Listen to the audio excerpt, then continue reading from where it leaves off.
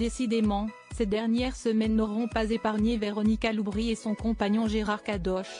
Après avoir appris que ce dernier était atteint d'un cancer, pour lequel il est actuellement sous traitement, le couple pensait commencer 2024 avec un peu de répit. Mais c'était sans compter sur une mauvaise nouvelle, qui les a ramenés à l'hôpital. Soudée même dans la tempête. Folle amoureuse de son compagnon Gérard Kadosh depuis déjà 8 ans, Véronica Loubry vit une période difficile ces dernières semaines. Après avoir appris que celui-ci était atteint d'un cancer, elle a dû le soutenir dans les différentes étapes du traitement dont l'opération et l'hospitalisation. Toujours derrière lui, elle s'est beaucoup confiée à ses abonnés sur l'état de santé de son amoureux pour lequel elle se bat tant.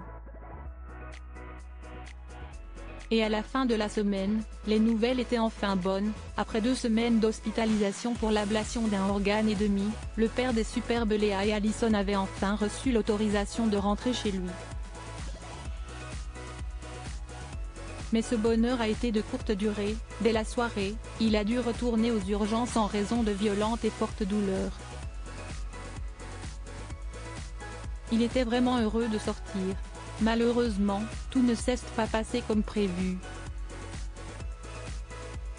Le soir, il a commencé à avoir mal, puis très mal à 23 h, et à minuit, il m'a dit j'ai dit dixième, j'ai dit on retourne aux urgences, alors qu'on venait de sortir à 14 h, a raconté la mère de Tilan et Ayrton Blondeau.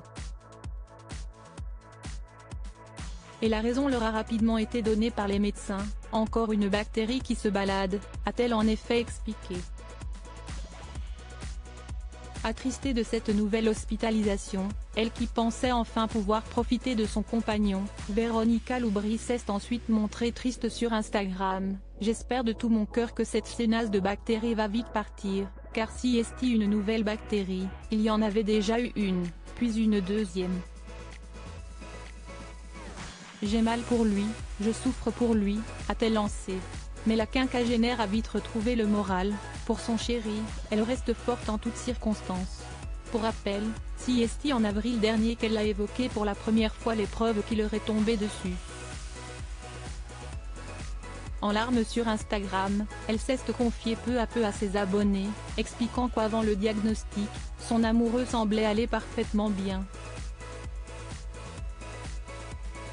Depuis, si est une longue bataille que tous les deux livrent mais toujours soudés, ils pourraient bien enfin apercevoir la lumière au fond du tunnel.